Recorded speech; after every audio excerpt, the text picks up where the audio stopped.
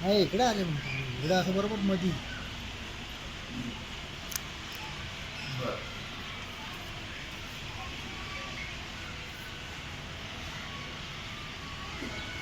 महर्षी विनसागरो जैसा क्षणे नित्यनिर्भरो तैसा निरुपचारो संतोषी। भगवान सिद्धेश्वराच्या श्रीमतीचे श्री रुक्मिणी पांडुरंगाच्या चरणाजवळ श्री सद्गुरु ज्ञानेश्वर महाराज, श्री जगद्गुरु तुकाराम महाराज, श्री संत एकनाथ महाराज यांच्या चरण सानिध्यामध्ये आपण सर्वजण मिळून महान ग्रंथराज ज्ञानेश्वरीच्या 12व्या अध्यायाच्या 14व्या श्लोकाचा आपण विचार करतो। संतुष्ट सतसंगी यतात्मादरनिष्ठया मय्यर्पितमनोबुद्धि यो मत्समीति। त्याच्यावर आपण काल पुष्कळचा विचार केलेला आहे की जो संतुष्ट सतत योग महात्मा हा अखंड संतुष्ट असतो। त्याच्या ठिकाणी लाभ हानी सुख दुःख वगैरे कशाचाही विचार नसतो। म्हणून प्रापंचिक जीव आणि महात्मा यांच्या जमीन आसमानाचा फरक आहे। प्रापंचिक जीवाच्या ठिकाणी कधीही संतुष्टता हा प्रकार नसतोच। संतोषाचा पंचनामा झालेला असतो। नेहमी असमाधानी वृत्तीमध्ये मनुष्य राहतो। समाधान हा प्रकार नसतोच। आणि महात्मा जो आहे तो नित्य समाधानी, कारण महात्म्याला कळलेलं असतं, महात्म्याच्या ठिकाणचं अज्ञान गेलेलं असतं, किंबहुना ते ज्ञान स्वरूप झालेले असतात आणि सामान्य अविद्येच्या पगड्यामध्ये असतात। अज्ञानाला कळत नाही आणि म्हणून त्यांना समाधान हा प्रकार नाही आहे, संतोष हा प्रकार नाही आहे। महात्म्याच्या ठिकाणी नित्य संतोष, संतुष्ट सतत योग। अर्थात त्यांना काही मिळो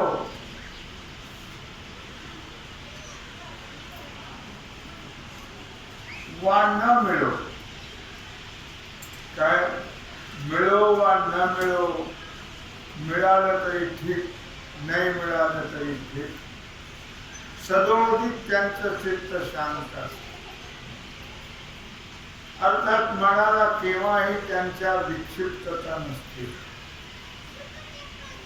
त्यांचं मन कधी विक्षिप्त होतच नाही, किंबहुना ते आपल्या मनाला कधीही विक्षिप्त होऊ देत नाही। नेहमी आपल्या स्वभावावर त्यांचं कंट्रोल असतं, कंट्रोल। अर्थात मनाच्या प्रत्येक वृत्ती, मनाच्या अनंत वृत्ती आहेत, वृत्ती कसा प्रकार आहे, वृत्तीचा काय, प्रवृत्ती कशाला म्हणतात, वृत्तीचे प्रकार किती आहेत, वृत्ती प्रभाकराच्या आरंभिक त्याचा विचार सांगितला. वृत्ती किसी को कहते है, सुरुवातच अशी आहे. वृत्तीचे प्रकार किती आहेत. वृत्ती मनोवृत्ती जी आहे लक्षात ठेवा, त्या मनोवृत्तीचा ते नेहमी निरोध करत असते. किंवा शरीर म्हणा, इंद्रिय म्हणा, यांच्या संघाताचं, म्हणजे शरीर संघात किंवा इंद्रिय संघात दोन्ही एकच आहेत, यांचं ते नियमन करत असतात. नेहमी नेहमी त्याच्यावर त्यांचं कंट्रोल असतं. आणि म्हणून आत्म्याबद्दल म्हणा, परमात्म्याबद्दल म्हणा, ब्रह्मस्वरूपाबद्दल म्हणा, त्यांचा निश्चय दृढ झालेला असतो, दृढ निश्चय. आणि दृढ निश्चय झाल्यामुळे मीच स्वतः, मी स्वयं आत्माराम, मी स्वयं परब्रह्म, हा त्यांचा परोक्ष निश्चय नाहीये, हा त्यांचा अपरोक्ष निश्चय आहे. यथार्थ ज्ञान त्यांना झाल्यामुळे त्यांच्या ठिकाणी मी माझीपणा, तू तुझेपणा, म्हणजे दोन्ही प्रकारचे भ्रम त्यांच्या ठिकाणी राहिलेले नसतात. मम भ्रम नाही, म्हणजे मम अध्यास नाही आणि अहम अध्यास नाही. दोन्ही प्रकारचे भ्रम त्यांचे गेलेले असतात. आणि म्हणून त्यांच्या बुद्धीच्या ठिकाणी अखंड स्थैर्य असते. सर्वसामान्य जीवाची बुद्धी झोपला तरी स्थिर नाही राहत. मनोबुद्धी स्थिर राहत नाही, चंचल आहे, सारखे फिरत असते. म्हणून झोपला तरी त्याला स्वप्न पडतात. म्हणजे देवाचे नाही, संसाराचे स्वप्न पडले तरी कशाचे पडतात, संसार. पण माझा भक्त नित्य समाधानी, नित्य संतुष्ट असल्यामुळे योग, कारण त्यांनी मला सर्व अर्पण केलं नाही. मय्यर्पित मनोबुद्धी, मनबुद्धी मनोवृत्ती मला अर्पण केल्यामुळे यो मत भक्त समे प्रिय, आणि असेच भक्त मला अत्यंत प्रिय आहे. ते मला भक्त आवडतात असं भगवान अर्जुनाला सांगत आहेत. त्याच्यावरती माऊली ज्ञानराज विस्तार करतात. दृष्टांताने वार्षे विन सागरू, संतुष्टते करता दृष्टांत दिले. वार्षे विन सागरू, जैसा जळे नित्य निर्भरू. वार्षीय विण म्हणजे आता वर्षा ऋतू नाही, आता ग्रीष्म ऋतू आहे. वार्षीय विण, पाऊस नसला तरी, पाऊस पडला नाही तरी समुद्र जो आहे तो नेहमी पाण्याने भरलेलाच राहतो. किती जरी खडखडीत उन्हाळा, किती उन्हाळा झाला तरी पाणी एक इंचभर सुद्धा कमी होत नाही. तैसा निरुपचारू संतोषी जो, त्याप्रमाणे कुठल्याही प्रकारचा बाह्य व्यवहार, बाह्य कारण, बाह्य उपचार याच्या वाचून माझा भक्त नेहमी संतुष्ट. तैसा निरुपचारू, कुठल्याही प्रकारचा उपचार नाही. कुठं गेला त्याचा मान केला तरी त्याला सुखदुःख नाही, नाही केला तरी त्याचा काही त्याच्याबद्दल त्याला वाटत नाही. कोणी मान करो, कोणी उपर मारो, मज हेही नाही, मज तेही नाही. गेले माना मान, झाले सुख दुःखाचे खंडन. हो, मान अपमान गेल्यामुळे त्यांचं सुख दुःख संपलेलं असतं. तैसा निरुपचारी संतोषी. हो, मनुष्य उपचाराने संतुष्ट होतो, एरवी तो असंतुष्ट राहतो. महात्मा, त्याला कुठल्याही प्रकारच्या उपचाराची गरज नाही आहे, तो नेहमीच संतुष्ट असतो. अर्थात त्याच्याकरता माऊली ज्ञानराजाने दुसऱ्या अध्यायामध्ये 358-59 या ओळीतून उदाहरण दिले आहे. जरी सरिता ओघ समस्त. विचार करण्यासारखी गोष्ट आहे. ते तळे आहेत, नद्या आहेत, ओढे आहेत. हो, यांना पाण्याची गरज आहे. समुद्राला पाण्याची गरज हो गरज नाही. आता कुठे ओढ्यांना नद्यांना पाणी आहे? त्यांना गरज आहे वर्षा ऋतूची, पण समुद्राला मात्र गरज हो नाही आहे. अपूर्यमान मतलब प्रतिष्ठम समुद्रमाप प्रविशन्ति यद्वत् तद्वत् कामायं प्रविशन्ति सर्वे सशांतिमाप्नोति न कामकामी. असं भगवान सांगत आहेत. म्हणून ज्ञानोपाय दुसऱ्या अध्यायात दृष्टांताने वर्णन करतायत. जरी सरिता ओघ समस्त परिपूर्ण होनी मिळत तरी अधिक नोहे ईशत मर्यादांसाठी. सरिता ओघ समस्त सगळ्या नद्या मर्यादेपेक्षा जास्त भरून जातात. मर्यादा सोडून गावाच्या गाव वाहून नेतात. एवढं पाणी समुद्राला जात, पण समुद्राने कधीही मर्यादा सोडली हो नाही. तो कधी अधिक होत परिपूर्ण होऊन मिळत नद्या ओढे सगळे तरी अधिक नो हे ईशत मर्यादानुसार. तो अधिक कधी होत नाही. आपली मर्यादा समुद्र रेखा नोलंदावी हे आज्ञा माझी. असं म्हटलंय भगवंतांनी की समुद्राने आपली मर्यादा सोडू नये अशी माझी समुद्राला आज्ञा आहे असं भगवान. म्हणून समुद्र किती पाऊस पडला, किती पाणी गेलं समुद्राला, तरी समुद्र आपली मर्यादा सोडत नाही. ना तरी ग्रीष्मकाळी सरिता. आता जर वर्षा ऋतूचं सांगितलं, आता उन्हाळ्याचं सांगतात. ना तरी ग्रीष्मकाळी सरिता शोषोनी जाती समजता बरी न्यून नवी पार्था समुद्र. किती पण पाणी या भरून गेला नद्या तो भरत नाही, अधिक होत नाही. किती उन्हाळा झाला तरी कमी होत महात्म्या करता त्यांची संतुष्टता. किती त्यांना समजा लाभ झाला, कोणी मान केला तरी ते आपली मर्यादा सोडत नाही. म्हणजे त्यांना हर्ष नाही.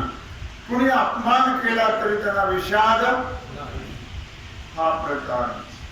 म्हणून म्हटलं ग्रीष्मकाळी सरिता शोषोनी जाती समजता परी न्यून नव्हे पार्था समुद्र. ज्याप्रमाणे अर्जुना समुद्र कधी कमी होत हो नाही आहे. आपण पावसाळ्यात कितीतरी ऐकतो किंवा अति झालं पाणी, खूप पूर आला, खूप पाऊस पडला, सांगली कोल्हापूर या बाजूला तर खूपच जास्त नुकसान होते नाही का पाण्याने. चौकडेच होते पाऊस जास्त पडल्यानंतर.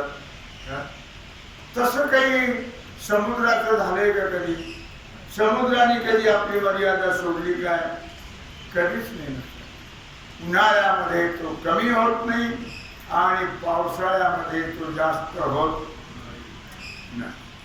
याप्रमाणे भक्त नेहमी निरुपचार तैसा निरुपचारी संतोषी.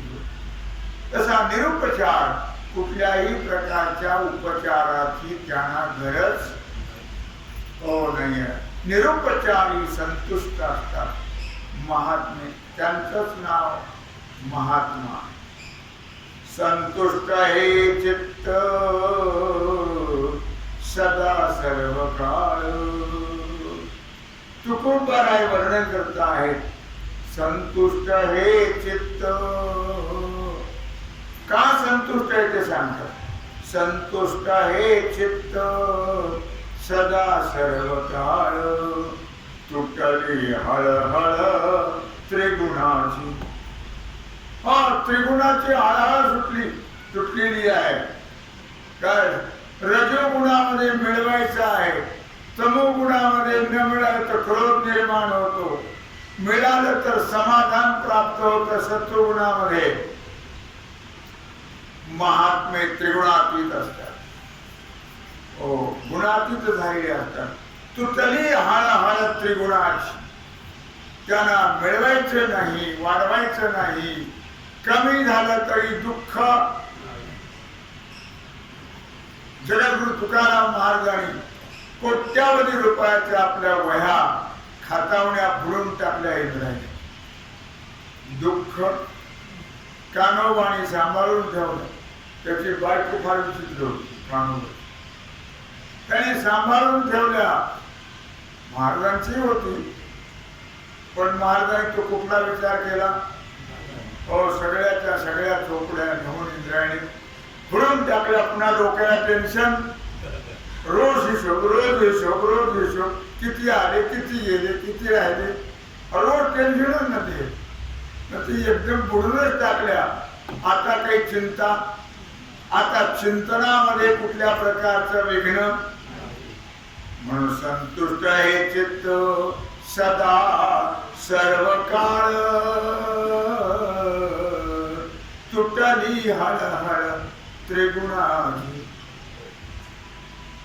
हो, इतर प्राणी मात्र नेहमी सोपचाराने संतुष्ट असतात. सोपचाराने, उपचाराने संतुष्ट होतात. महात्मे निरुपचारात संतुष्ट. सोपचार आणि निरुपचार, उपचारासह आणि उपचार रहित नेहमी संतुष्ट राहतात. लक्षात ठेवा.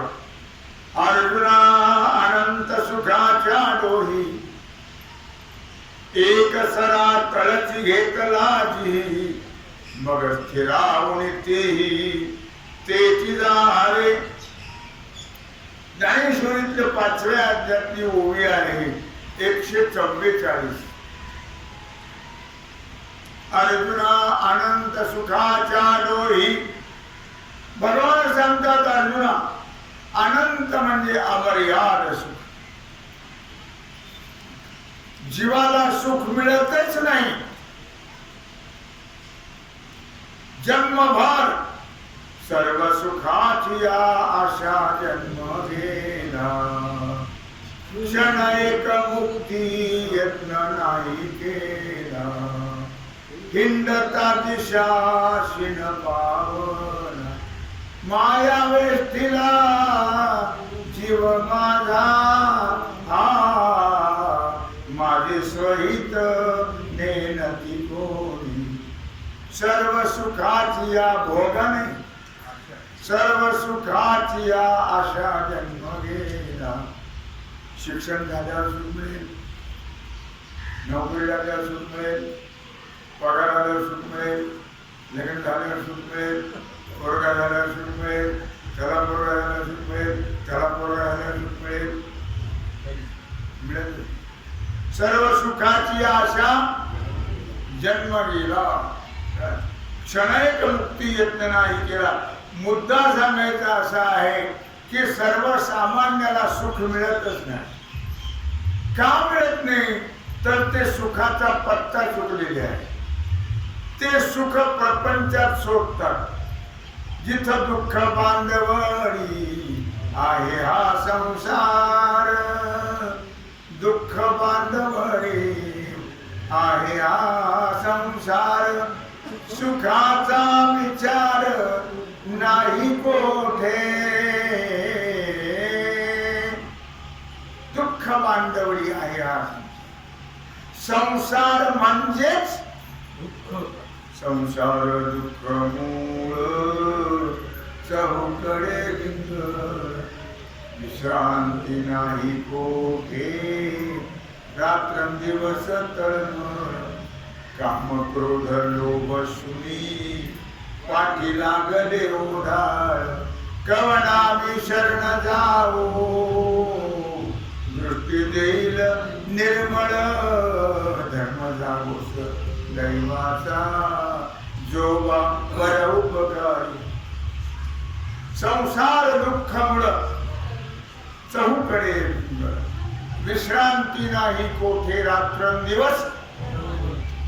काम क्रोध लोभ सुनी पाठी कुत्री मागे लागली आहे. पाठी लागले ओढाळ कवण आम्ही शरण जाऊ दृष्टी देईल निर्मळ. मला मुद्दा काय सांगायचा आहे, सर्वसामान्याला सुखाचा लेश नाही. उभं आयुष्य संपलं तरी मिळालं असेल कोणाला तर वर हात करा. आतापर्यंत आम्हाला सुख मिळालं, कोणीही सांगा तसं काही नाही. असं कसं म्हणतात तुम्ही आम्हाला मिळालं, आम्ही पण जिथं तुम्हाला मिळा तिथून पावसात वर आणू. आम्ही पण कुठे मिळत असेल तर सांग. संसारामध्ये सुख हा प्रकार नाहीये. म्हणून सर्वसामान्य जीव जे आहे त्यांना सुख मिळतच नाही. का? ते सुख आहे पश्चिमेला आणि हे चालले पूर्वेला. सुखाची यांची कधी गाठ पडतच. सुख म्हणजे याचा अर्थ त्यांना कळतच. सुख काय हे माहीतच नाही त्यांना. सुख फक्त संताला कळालेला आहे. संत महात्मे सर्व संतांना तुम्ही पहा, सर्व सांसारिक जीवाला कुणालाही विचारा, तुमचं सुख म्हणजे बायको, तुमचं सुख म्हणजे मुलं, तुमचं सुख गाडी, तुमचं सुख बंगला, तुमचं सुख नातू, तुमचं सुख मान, तुमचं सुख खुर्ची. हो, प्रत्येकाच्या सुखाची पण सुख एकच आहे. प्रत्येकाच्या सुखाची व्याख्या वेगळी, मिळायचा पत्ता नाही. त्याचं नाव आहे संसार. आणि प्रत्येक साधूला विचारा, तुमचं सुख ज्ञानोबा आहे. सर्व सुखाचे आगर बाप रखुमा देवीवर तो हा विठ्ठल बरवा.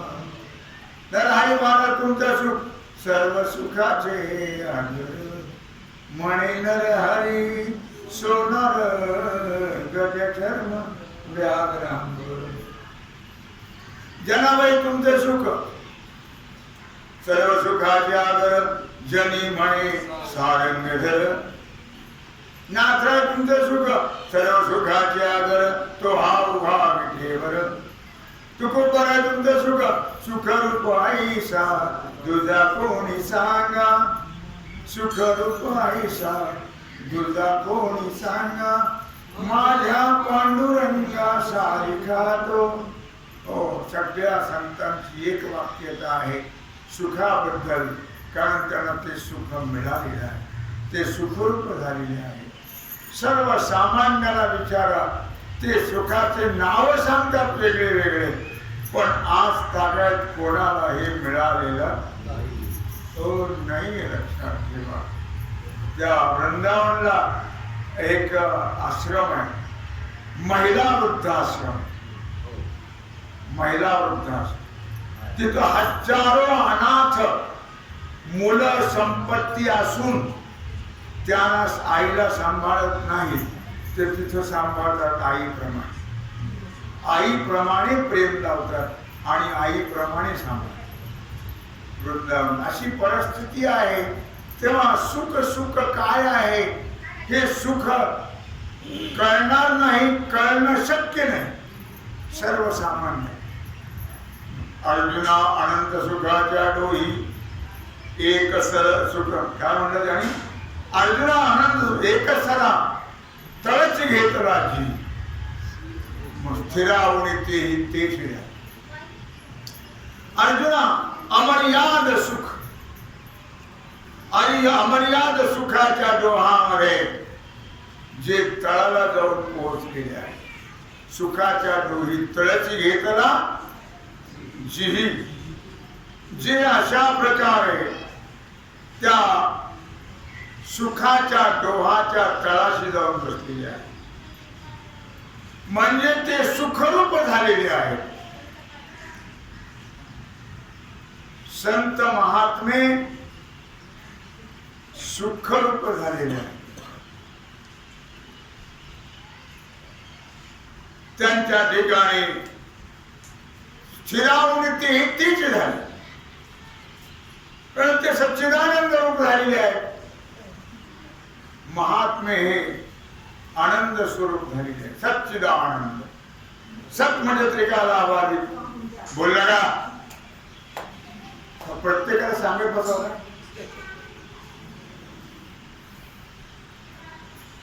काय? सच्चिदानंद. सत म्हणजे त्रिकालाबाद. एवढे बहुमत मोठ्या तरी लोक कळत नाही राव.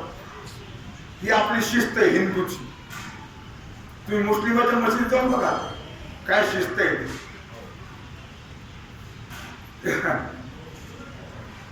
मला महत्वाचा मुद्दा काय सांगायचा आहे, काय सांगत होतो मी की सच्चिदानंद. सत म्हणजे त्रिकालाबादी. चित म्हणजे बोलला का?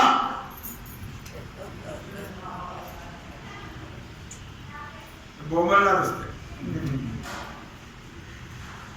चित म्हणजे प्रकाश रूप, ज्ञान स्वरूप आणि आनंद स्वरूप.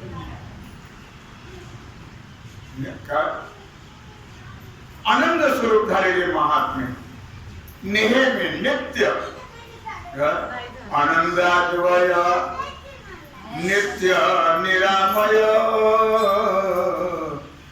आनंद अद्वय नित्य निरामय जे का निज ध्येय योगियांचे. आनंदाद्वय नित्य निरामय जे का निज ध्येय योगियांचे. लक्षात ठेवा, महात्मे हे आनंद स्वरूप झालेले असतात आणि म्हणून ते तद्रूपतेला प्राप्त झालेले. तद्रूप म्हणजे भगवत स्वरूप, किंबहुना ते भगवंतच आहे. देवते संत देवते संत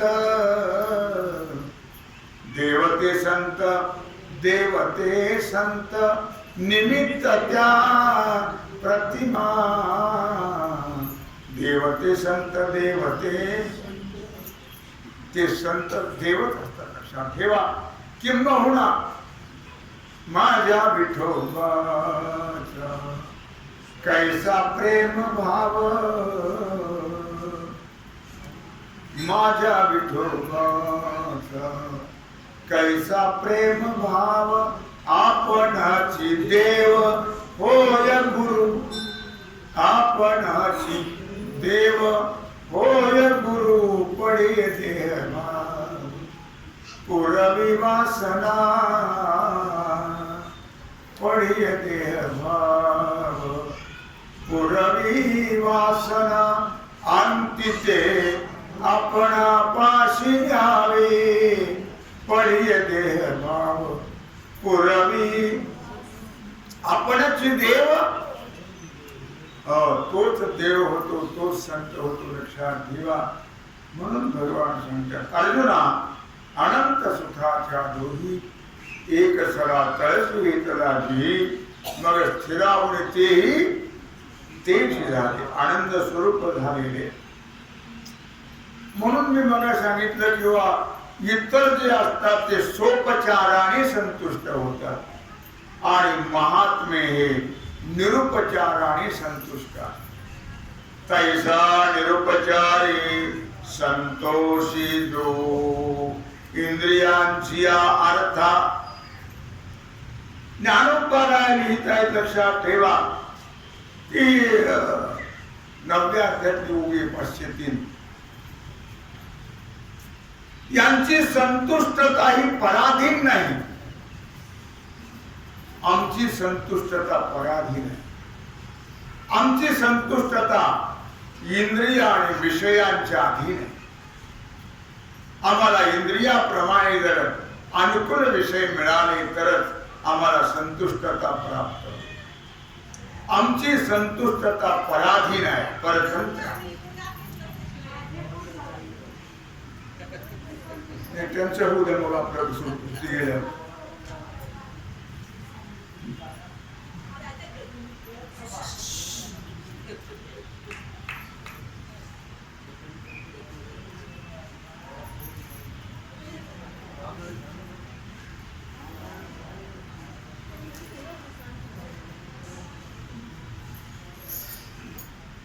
त्यांना किती सांगावं, शहाणी माणसं आहेत.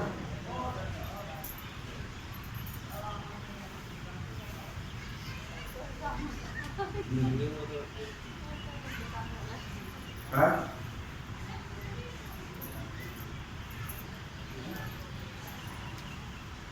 त्याविषयी चाललंय. संतुष्टता त्यांची पराधीन, आपली पराधीन असते आणि त्यांची स्वतंत्र असते.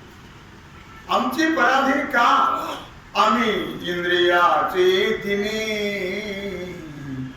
इंद्रियाचे दिने आम्ही झालो नारायणे. इंद्रियाचे दिने, आम्ही इंद्रियाचे दिन धरलो. म्हणून आमची स्वतंत्रता, आमची संतुष्टता पराधीन आहे. आणि ते मात्र काम क्रोध बंदी खाणी, काम क्रोध बंदी खाणी. तुका म्हणे दिले धोणी, तुका म्हणे दिले धोणी. इंद्रियाचे धनी आम्ही झालो गोसावी, आम्ही झालो गोसावी. आम्ही इंद्रियाच्या अधीन झालो आणि ते इंद्रिय त्याने आपल्या ताब्यात ठेवले. म्हणून आमची पराधीनता आहे आणि त्यांची स्वतंत्रता आहे.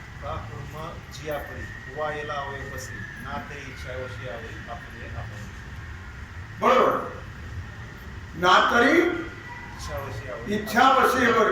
जसं कासव जे असतं की नाही, ते कासव म्हणून ते मंदिरामध्ये कासव जे ठेवतात ना, ते त्याला काय हरकत नाही मानलं तरी, पण पहिला नमस्कार त्यांना करतात देव म्हणून. ते देव म्हणून ठेवलेले नसतात. ते जरी त्यांनी इच्छा आल्यावर तरी तुम्ही आपल्या मनावर इंद्रियावर कंट्रोल करा, त्याच्याकरता ते कासव असते. या मंदिरात आल्यावर तरी तुमची वृत्ती प्रपंचाकडे जाऊ देऊ नका. आपल्या मन इंद्रियावर कंट्रोल करा, याच्याकरता ते कासव असते. आम्ही त्या कासवाला देवच समजतो. देवाला सुद्धा पुष्कळ लोक कासव ठेवतात. अरे पण का, कशाला ठेवा, ठेवण्याबद्दल माझं दुमत नाही, पण त्याचा अर्थ काय हे तरी कळलं पाहिजे. तेही आम्हाला कळत नाहीये लक्षात. म्हणून ते परतंत्र नाही, आम्ही परतंत्र आहोत. ज्ञानोबरायात वर्णन करता आहे की जेथ मंगळाची अंकुरी, सवेची अमंगळाची पडी पोरी. किंवा पारी पोरी दोन अर्थ त्याचे होतात. मृत्युदराची परिवरी गर्भ दिवस असं म्हटलं. जेथ मंगळाची अंकुरी, मंगलकारक गोष्टीच्या ठिकाणी नेहमी आरंभालाच आणि कीड पडल्या जाते, सुरुवातीलाच कीड पडल्या जाते. म्हणजे जिथं मंगलकारक गोष्टी व्हायच्या त्या ठिकाणी सुरुवातीलाच अशा प्रकारे वाईट गोष्टी घडू लागतात. अमंगळाची पडे पारी असं म्हटलेलं आहे. जेथ मृत्यू उदराची परिवरी, विचार करण्याची गोष्ट. मृत्यू कधी येईल याचं नियम नाही. काही काही गर्भातच मरतात. का मृत्यू उदराची परिवरी गर्भ दिवसी. हो, काही काही अशा प्रकारे जन्माला येणं मंगलकारक समजतो आपण, पण ते अगोदरच अमंगल होऊन जात. जेथ मंगलाची पारी पडे अमंगलाची पोरी, पडे अमंगलाची पारी मृत्यू उदराची परी गर्भ दिवसी. संसारामध्ये मंगल करतो आम्ही, मंगल म्हणतो, पण आहे सगळं अमंगलच. हो, मंगल थे आहे. मंगलम भगवान विष्णू, मंगलम गरुडध्वज, मंगलम कमला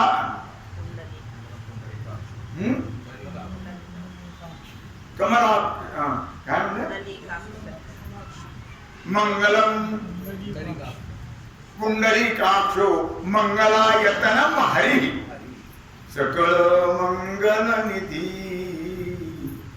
श्री विठ्ठलाचे नाम आधी मन कारे जना. मंगल स्वरूप परमात्मा आहे, त्याचं नावही मंगल आहे. संसारामध्ये काय मंगल आहे सांगा. आम्ही जरी मंगल म्हणून जगत असलो तरी सगळा संसार म्हणजे अमंगल आहे. संसार म्हणजे अपवित्र आहे, तेही लोकांना कळत हो. हल्ली तर नाहीच कळत. कशा काय मंगल कशाला म्हणतात, अमंगल. पवित्र काय, अपवित्र काय, काय खावं काय खाऊ नये, काय प्यावं काय पिऊ नये, कसं राहावं कसं राहू नये, हे आज तर लोकांना इतके बावळट लोक झाले, भ्रमिष्ट, काही कळत, त्याचा विचार करत. म्हणून सगळं मंगल होतंय का अमंगल होतंय? सगळं अमंगलच होते. तेव्हा मुद्दा असा सांगायचा आहे की संसार,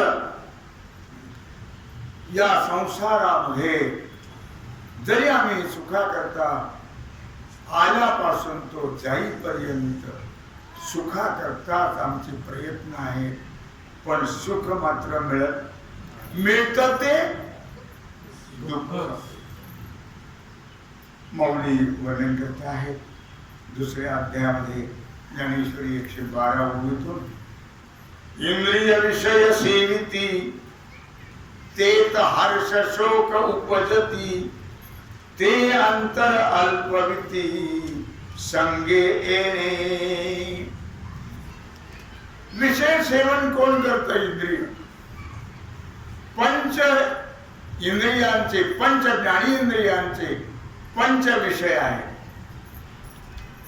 प्रत्येकाचे विषय वेगळे आहेत. कानाचा विषय स्पेशल, डोळ्याचा विषय स्पेशल, नाकाचा विषय स्पेशल, रसनेचा विषय स्पेशल, त्वचेचा विषय स्पेशल. प्रत्येक इंद्रियाचे विषय वेगळे वेगळे आहेत. लक्षात घ्या. इंद्रिये विषय सेविती. मग विषय आपले आपले जे विषय आहेत त्या विषयाचं सेवन इंद्रिय करत. पण त्याच्यामध्ये जर अनुकूल विषय मिळाले तर हर्ष निर्माण होतो, प्रतिकूल विषय मिळाले तर दुःख होते. तेच हर्ष शोक उपजती. कारण सर्व ठिकाणी सर्व विषय आपल्याला आपल्या मनाप्रमाणेच मिळतील असं नाही, विरुद्ध मिळतात. म्हणून हर्ष शोक. मनासारखे मिळाले हर्ष, मनाच्या विरुद्ध मिळाले दुःख शोक. हे अंतर अल्पविती संगे जेणे. पण जर विचार केला या गोष्टी अंतर अल्पविती संगे जेणे, अर्थात याचा जो विषय आहे मनुष्य हा अंतःकरणातूनच ग्रासल्या गेलेला आहे. मनुष्य हा अंतःकरणापासून ग्रासल्या गेलेला आहे. सर्व संघाने मनुष्य ग्रसित होतो. म्हणून सांगितलं संग सर्व थैव त्याज्य. संताचे संगती म्हणू मार्ग अकळावासी पती येणे पंथे. नेहमी सदा संगती सज्जनाची करावी. नेहमी चांगली संगत करावी म्हणजे आपल्याला चांगले गुण प्राप्त होतात. वाईट संगती केली की निश्चित आपल्याला वाईटच त्याचं फल प्राप्त होत. म्हणून इंद्रिय जे सेवन करतात किंवा इंद्रियाला जे आवडतं म्हणून ते इंद्रियाला द्यावं, आणि ते दिल्यामुळेच मनुष्याला हर्ष होतो. जर दिलं नाही तर शोक निर्माण, सुख दुःख निर्माण होत. आणि मग ते आपल्या संसर्गाप्रमाणे म्हणा मनुष्याचं अंतःकरण ते विषय ग्रासून टाकतात. अंतःकरण विषय ग्रासून विषयावर, विषय अंतःकरणावर कंट्रोल करतात. विषयावर कंट्रोल राहत म्हणून सुख दुःख भोगावं लागतं. ज्ञानोबा पुढच्या ओळीतून विचार करतात. दुसरा अध्याय 113वी ओवी. जया विषयाच्या ठाई एक निष्ठता कही नाही, तेत दुःख आणि काही सुखही दिसे. नेहमी विषयाच्या ठिकाणी एकनिष्ठता पाहिजे. मी तुम्हाला मागे सांगितलं होतं. एकनिष्ठता कशी? विषय तो त्यांचा झाला, ह्याला एकनिष्ठता म्हणतात. विषय तो त्यांचा झाला नारायण. आपले 5 विषय शब्द स्पर्श रूप रस गंध पंच ज्ञानेंद्रियाचे 5 विषय आहेत. लक्षात ठेव.